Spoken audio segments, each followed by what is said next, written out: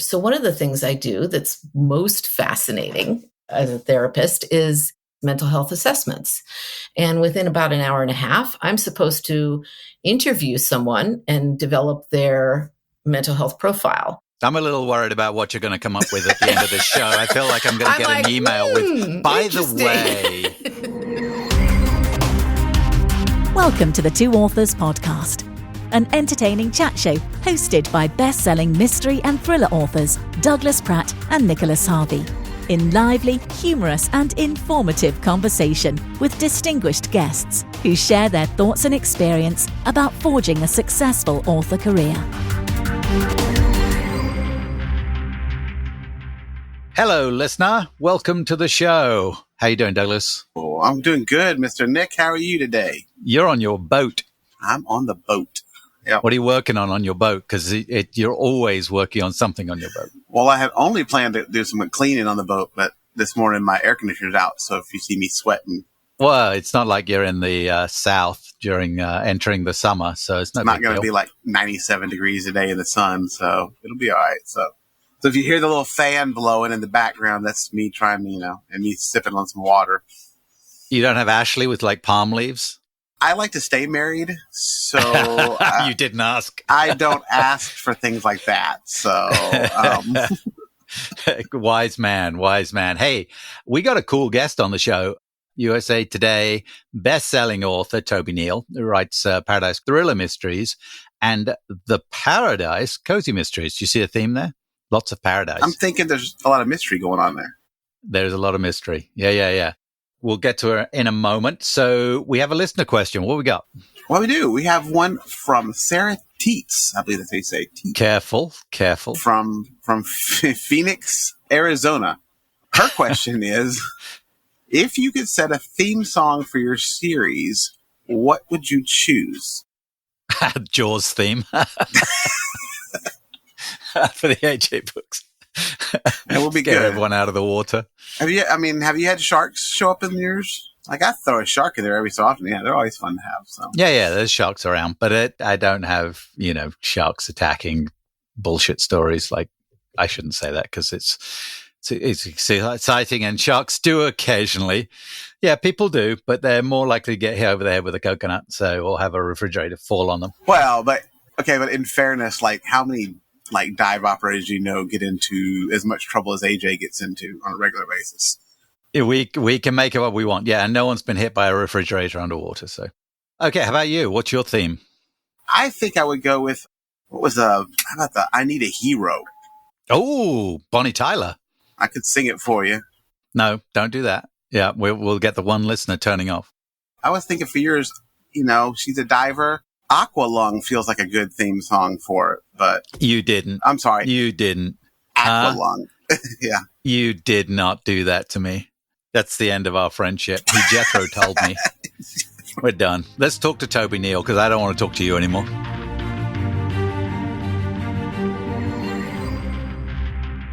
Toby, thank you so much for joining us on the show. Thank you for inviting me. I'm delighted to get to know you and talk a little bit more about the author journey.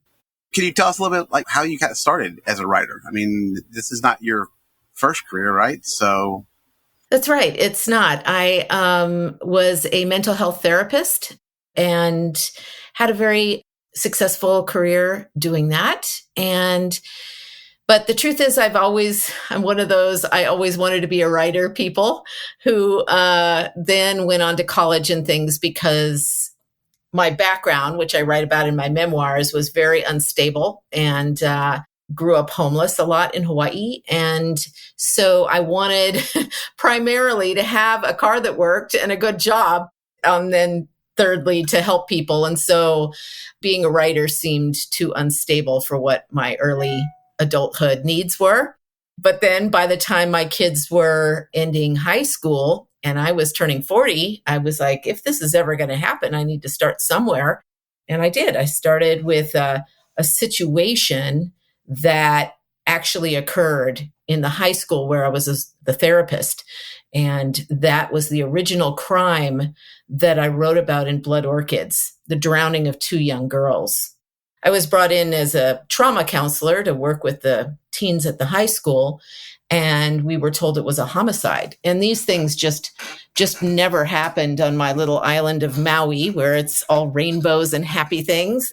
So that experience, I went home and I was writing on an anonymous blog on LiveJournal, if anybody even remembers that platform. I began a short story because I was working with the police department in the trauma response. I was fascinated with this female detective that was working the room. And I started a short story from her point of view because I found my role very frustrating as just like pass the tissues and comfort people. And I was just wanted to know what the heck happened here. And so I went home and started this story. And previously, my attempts to write had all gotten stalled. I got hung up on myself, as many of us do, trying to write the great American novel, and ended up boring myself, and it wasn't until I was writing crime that the stakes were high. I was looking for answers. It tapped into something dark within my own self. And I had all this energy and power in the writing. And it wasn't until I happened upon it in the form of an anonymous blog. And then I was adding chapters and my audience was like, more. We want to know what happens. And then I had almost like tricked myself into the place where I always quit my other novels, which was at about page 65, and I had tried about many different genres. And then I would get to about there and I'd be like, this isn't it. I'm bored. And I would abandon it. And Really? Yeah, it wasn't until I was sort of accidentally writing my first crime novel that was based on real life experience that I got past that point and got the momentum to finish my first book. Brilliant. Okay, so there's a couple of sidebars here. Homeless? You mentioned yes. homeless. You can't just drop that in there and let it go. That's story fodder right there. Do you mind telling us a bit about that? Well, that's all really documented in my first memoir called Freckled, a memoir of growing up wild in Hawaii, which is very interestingly turned out to be my top-selling book. I didn't foresee that. About 15 books in to writing fiction, I felt like I had honed my craft enough to tackle memoir, which I honestly feel, gentlemen, is the Everest of writing. Do not attempt until you have much experience under your belt and much willingness to stand naked in front of the world. But I felt like my story was compelling. It was a compelling story of rags to riches, clawing your way out of the bottom of the crab pot to some level of success. And those kinds of stories are evergreen and they call out to the hero in all of us. So I guess that kind of explains why you're kind of writing a little bit more of the mysteries and thrill of the crimes. You've kind of started at that with that thing. But so you actually have a mix of like both crime, cozy, and thrillers. So like, how much of a crossover with tropes do you slide in to each of those? So interestingly, kind of circling back to my original story about blood orchids, I hit the indie publishing scene right at the right time with a quality product. And I had invested money and done the right kind of covers and hired a PR firm. And I had an agent who was shopping me. But it was 2010 and publishing was beginning its slide to difficulties. It was really a tanking time. And my agent tried really hard to sell my book. And she said, at another time, I could have made you the next so-and-so. But now all I can sell is celebrity cookbooks. She retired and we ran the gamut of that. I had written the next book and the next book in the series. So kind of like I was explaining, like once I got past this log jam within my own self and found my genre, I was unstoppable. I was on fire. And I powered through. I had 3 books by then. I knew they were good. And I just decided to go ahead and do self-publishing. So that circles around to how I have these different genres. Early on, I was a Kindle World author. I don't know if you guys remember that. Yes. That program. Yes. So 5 years ago, 6 years ago, Amazon did a licensed fan fiction program, and I had enough success with the Paradise Crime series. And they were looking for, when Amazon was developing that program, it wasn't strictly based on numbers. It was based on, they were looking for diversity of the program. And I had ethnically diverse characters driving all my plots. And I was a niche market that they wanted to see if it would do well, whatever. Well, I really threw into the Kindle world, and writing that, I had 85 authors writing in the world at one time. It was awesome. I have to say, it was awesome. I hate that Kindle world went away too, because it was such a cool too. concept. It was horrible. And you guys, the way they did it, they completely violated my contract. It was a 10-year contract, and they just sent an email. We're ending this program in 30 days. I had all these authors with all my intellectual property. They gave me nothing to deal with any of that. Anyway, I don't want to go into it, but what it did two things. It eroded my faith in Amazon, and I began to become a wide author after that.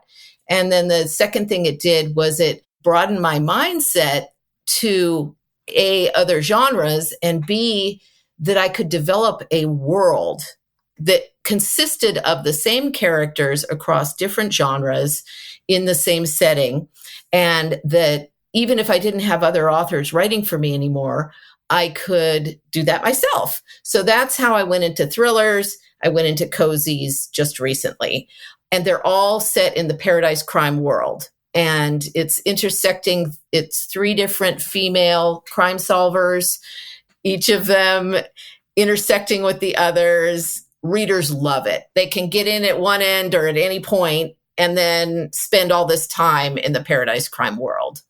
Well, that segues perfectly into the location, because you're Hawaii raised, you've lived there for most of your life, and your books are set there. So that location is like a character in your books, right? Yes, absolutely. 100%. Yes. And presumably you immerse your goal is to immerse your readers in that location in every story. So which island did you grow up on, or did you move around? I grew up on Kauai, which is the oldest island and the one the most impacted by weather. It's way up at the top, and it gets hurricanes fairly regularly.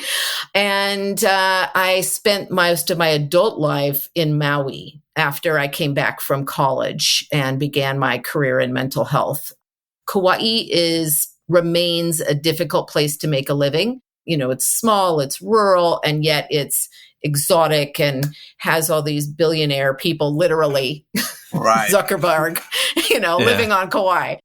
And then you've got the blue collar folks who always have been there trying to stay there, and it's priced out of, So Hawaii has a lot of really, when I finished my advanced degrees, I went into social work, which, again, looking at my background, growing up poor and disadvantaged and overcoming that through school, that explains why I bring that social work background of awareness and advocating for social change into every single book. And so in those books, not only do I highlight the setting of Hawaii, but the unique problems of Hawaii that you would have in the Florida Keys, for instance, too. So in Hawaii, what's really unique about the place is that we have Hawaiians, and the Hawaiians were not treated even as well as the Native Americans. They have this awful little program that they, give them for applying for land. And yeah, it's a travesty. And so being in that world and trying to show that with respect, writing about cultural diversity as a white person, that's again something not for the faint of heart and not to be attempted without a lot of education and having folks from that world read your work. So that's my 2 cents on that subject. Nick writes, all his characters are female driven, so I'm always amazed that he does such a great job portraying women. So anybody who can write outside of their own little box is very impressive, and it's something that I think a lot of people should try to do anyway. So My books are set in the Cayman Islands, so it's I relate in the fact that it's important to me in how I portray the Cayman Islands. Very rarely is a Kamanian the villain in my books. That's a key if you're reading them. Occasionally in small ways, but generally the bad guys are from overseas. I don't know if you do the same thing, but I use a lot of real local locations and businesses and what have you, small businesses and stuff like that to add flavor. I do too, except for the cozies. So the cozies are recent. After COVID, I never saw myself as a cozy writer. I really like the thrills of crime writing and more gritty stuff. But after COVID, I was just sick of everything dark, and I wanted things to be funny. And I finally, I've been a blogger kind of all along too, and I could achieve humor in my blogs. So I thought, maybe I can write a funny mystery. What the heck? And let me give it a shot, and, whoa, those things are doing gangbusters for me. I had no clue, but that's the first time that I invented a location. And I had kind of always wanted to do that. So I invented this little town on Maui called Ohia. And for me, it felt very indulgent. I got to make all the things in it that I wanted, like the haunted cemetery and the little church on the hill and and of course the protagonist is an ex-Secret Service agent who becomes the postmaster of this tiny little place. And, she's the amateur sleuth. And so I got to write the fish out of water heroine, like Lay in the Paradise Crime series that started it all is a native mixed female heroine. But Kat, in the cozies, is your classic tripping over her feet out of towner, who lands in hot water and offends everyone at first, and then finds her place. And so that was a very fun new direction for me. But the cool thing about conceiving a world is that you'll never get sick of it. You can keep coming up with, like, if you're going to stay in this game for a long time, you really need to find an umbrella you love enough to play under for years. So that kind of leads to another question. So obviously, oftentimes there's always a debate, like write what you know, or also write sometimes what you don't know, which we can't know everything. So research, and I wonder how much research. Obviously, you grew up in Hawaii, so you know Hawaii, but it's got to be ever changing. Like, if you go back after a couple of years, the whole things are different because of anything from storms to economic development to fires that they've had. So what do you, for authors who are like I can't go to Hawaii, but I will write one there. What kind of suggestions do you have for research? Like, what do you do to do all this research to keep up with it?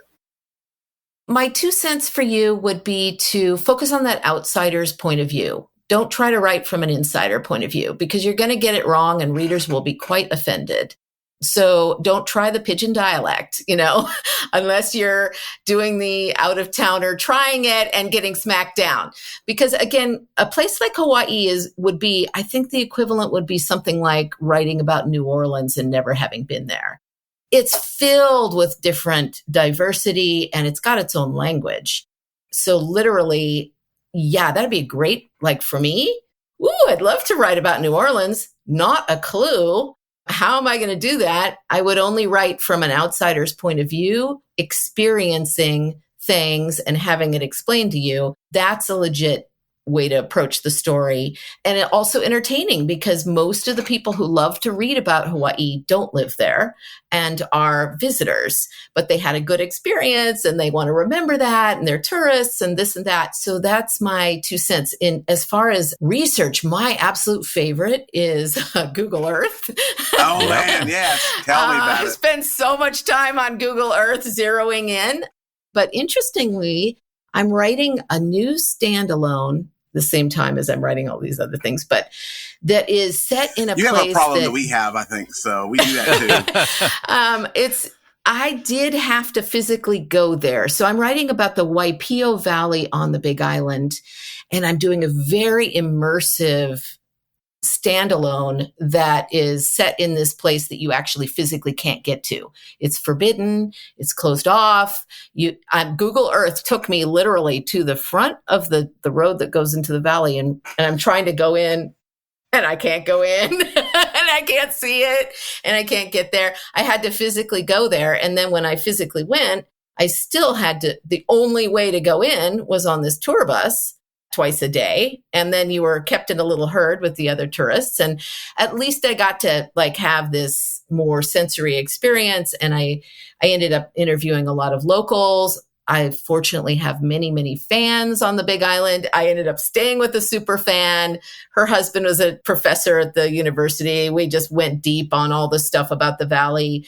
So I was able to gather really a lot of good material. But sometimes if you write about a place that is not accessible and it's sacred to its people, like Waipio is, I even got blowback on my social media posts about going and doing research there, that I was the wrong color to be doing that, even though I was well known and had been in Hawaii for 3 generations. That's not enough, So it'd be like, let's go to a Native American place and try to write about those people and use that setting. It comes across as cultural appropriation, and we all need to be really sensitive about that.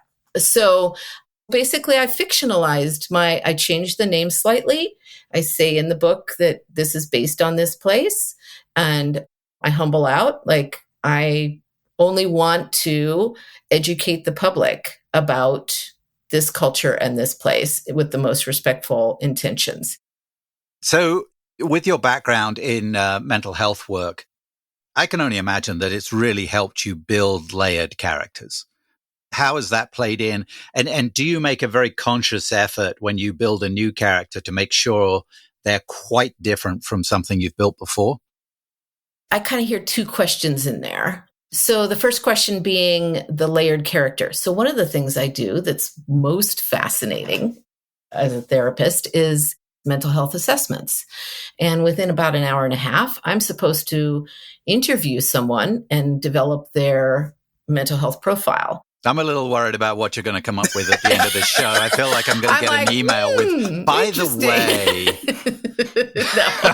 No. It's kind of like saying you're a dentist and then everybody stops smiling, Yeah. But I basically develop a bio on all my main characters that is a mental health assessment. It consists of background, current, and what it focuses on is the drive within that character that has to do with their wound.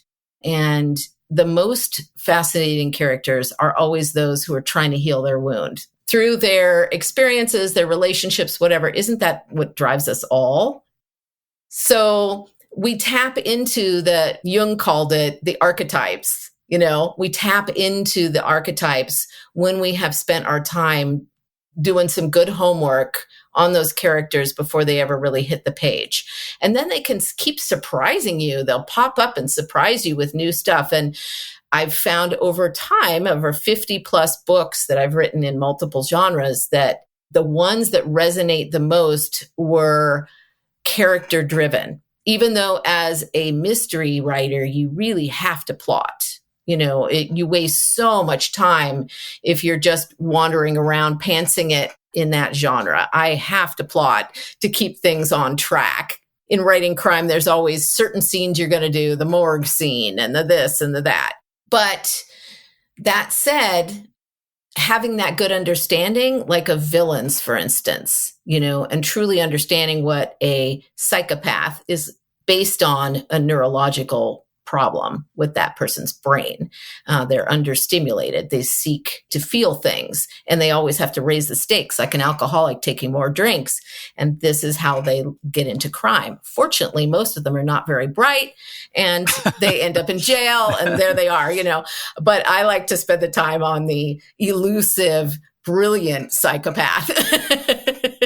Some of us end up as writers, just so you know. Yeah. Channel it through writing, and that's how we get away. Well, there's a lot of lawyers and stockbrokers too. I was going to say, and politicians. There's crime everywhere. Oh yes, yeah, there's crime everywhere. Cream of the crop, narcissists.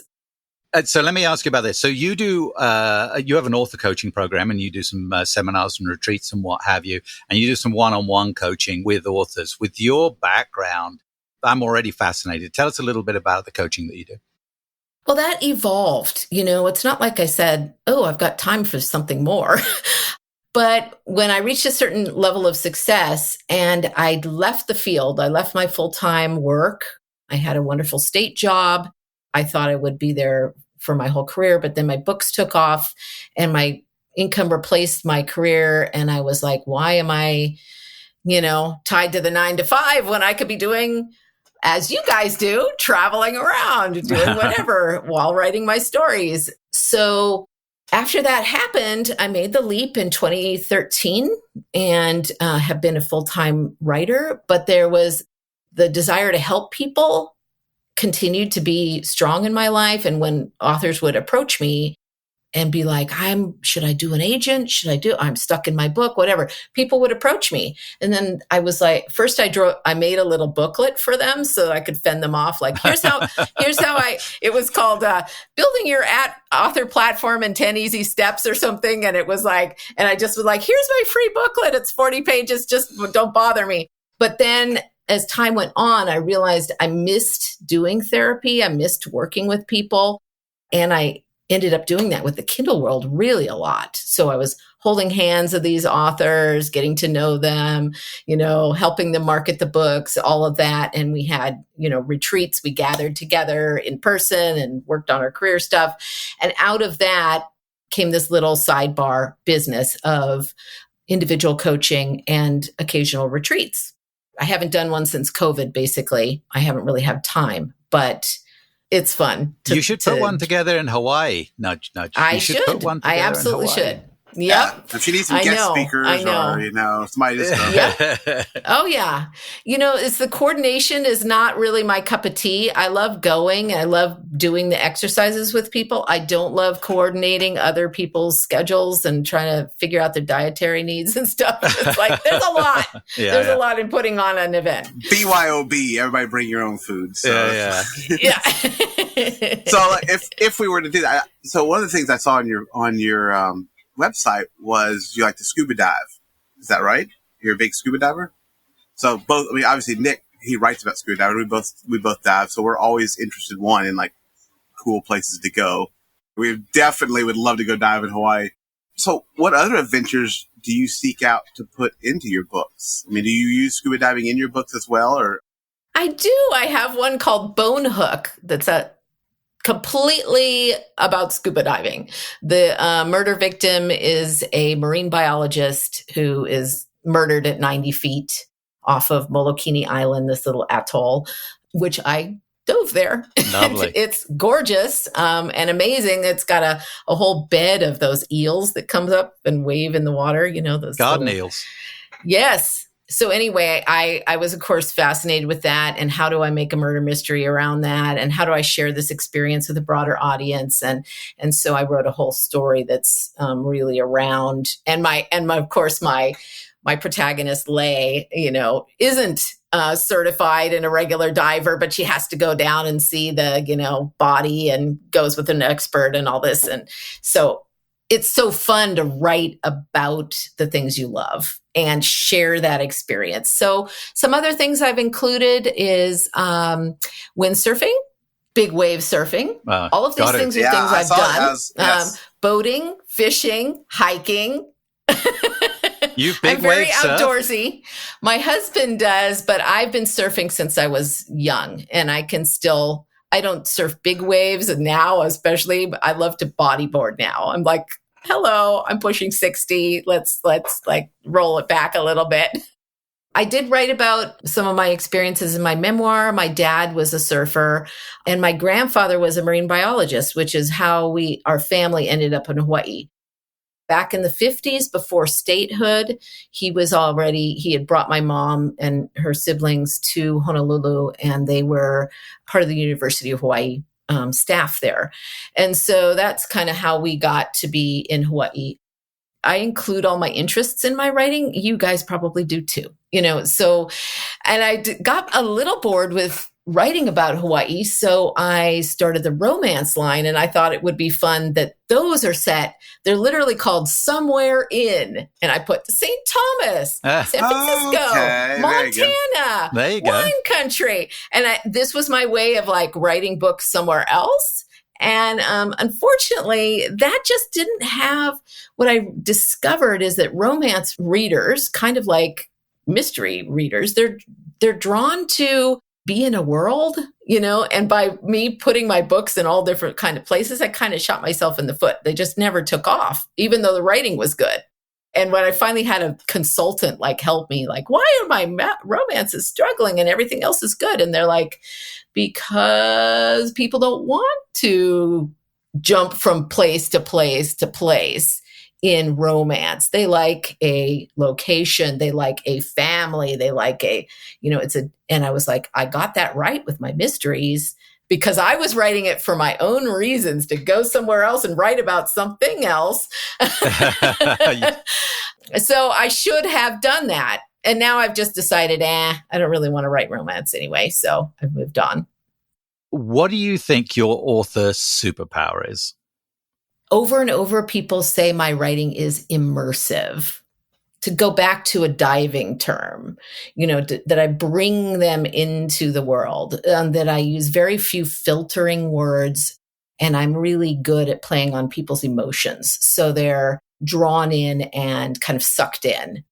I would say I'm an immersive writer that creates emotional landscapes. Mm-hmm. That's great. That really plays to the way you write the location too, and the location as a character that people think they feel like they're in Hawaii when they can hear the waves and they hear the palm trees swishing. Fantastic. Okay, to bring it to a close, we have another thing we always do on the show, and Doug gets to schlep this wheel around, and we spin the wheel and find a question off the wheel for you. Oh, how fun! Oh, that's so cute. You guys can't see it, but it's adorable. And what you get to hear it, because that's the whole best part of the whole wheel is we get the sound effects. Okay. So the question for you today, Toby, is what would be the title of your biography? Well, actually, and you've written memoirs, so yeah. Well, you've written memoirs, so that's cheating. So that one is called Freckled, a memoir of growing up wild in Hawaii. And it has been, like I said, a surprise bestseller. But if someone was writing about me, that's interesting. Somebody else was writing about me. So I'm going to take it from that point of view. I would say something like, she always made lemonade out of lemons. Something like that. Or she never gave up. I would say something about persistence because in my experience, it's not about success as a writer or really anything in life. It is not about talent, although I think I was graced with some extra talent in a couple of areas. It was never about that. It's always been about persistence. And that's what separates the girls from the women, if you will.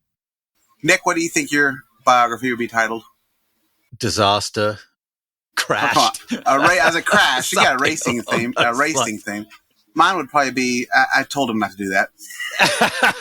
I told him not to do that. Hold my beer and watch Excellent. This. Yeah. Toby, this has been fantastic. Just talking to you for half an hour. I'm jonesing to get back to Hawaii. My wife and I really enjoyed the diving there, and it's been a while since we've been. So thank you for coming on the show. You're so welcome. I really enjoyed it. It was good for laughs. I was having a frustrating morning, so I'm very happy to have shucked that off too. Thank you. We're glad that we could, help you out a little bit. So maybe brighten your morning. Or not. Yeah.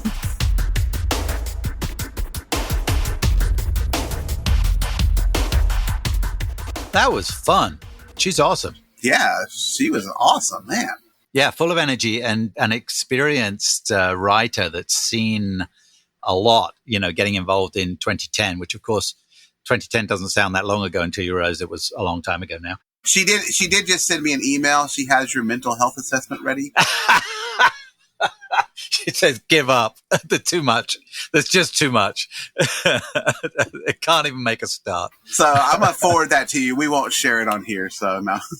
It's great. Like, whoa, some of the stuff she talked about, and you and I write in a lot of different locations and settings and stuff. So to me, it's important to show and make the setting just as important as where you are. And luckily, we've both done a little bit of research. But there are places we've been or we've written about that we haven't really done. And that just takes a lot of research and figuring out where everything is.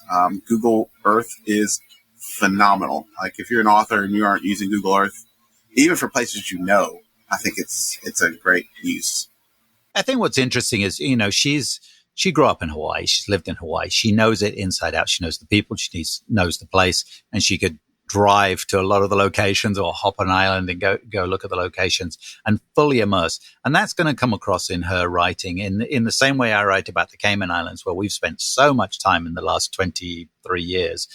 And I've great contacts there. People like Casey, my good friend Casey, who I call my Caymanpedia, like Wikipedia. So if I need to know something about Cayman, I get hold of it. And if Casey doesn't know it, she knows someone that knows it, right? So you create those contacts and what have you. So, and if you're going to base a story in a location that's like that is a real location, you've got to do that research and you've got to spend some time there and you've got to generate some contacts. But you can't always do that for everywhere you write about. And we write about places that we've briefly spent time. I've been to Zanzibar. Our book today comes out, Missing in Zanzibar, in the Green Wolf series. And my wife and I have been to Zanzibar and been diving. I have not been to Zanzibar, and it was fun to research it. But yeah, but there is the ability of researching it. And I had I spent a week there. It's not like I'm an expert on the island of Zanzibar, but you get a general feeling for what's there and what it's like there. And we went diving there and what have you. And so it's great to take those experiences, build some research on top of it, and involve them in the books. And it really depends on whether you're immersing your characters and therefore your readers in that world, or if you're passing them through it. There's a big difference, I feel. Like, what Toby was talking about. She lives and breathes Hawaii. I feel like I try and do the same thing with the Cayman Islands. But there's all these other locations. We can't go everywhere, especially when you're starting out, especially when you're writing part-time, when you've still got a full-time job and you're not able to go full-time yet. You can't just bounce around and jump to all these locations. So you have to find a system to research it. But Toby's absolutely right in the fact that if you are going to immerse your characters and readers in a world, then you do need to know it inside out. So, hey, I heard you say something's out today. Missing in Zanzibar. How much fun did we have writing this book? Hang on, people. You better grab a hold of something. We had fun. This thing winds itself up and then it goes action-packed. Yeah.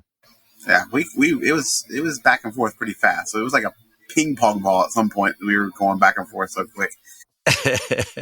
It's good. I'm really, really excited for people to read it. It's available today on Amazon. So absolutely, ebook, print, all that good stuff. And we're recording this ahead of time. Ray is going to do the narration of the audiobook, and I'm going to guess we're going to get him a bit late to get the audio out on release day of the ebook and print, but it'll be coming within a week or so. And Ray did just such a stellar job in Missing in the Keys. I can't wait to hear him read this one. Check out the show notes for links, our guest information, books, social media, all that good stuff. And until next time, everyone, be cool to each other. Fair winds and following seas. You've been listening to the Two Authors podcast with Nicholas Harvey and Douglas Pratt. Subscribe on your favourite platform for alerts on new shows coming every 2 weeks.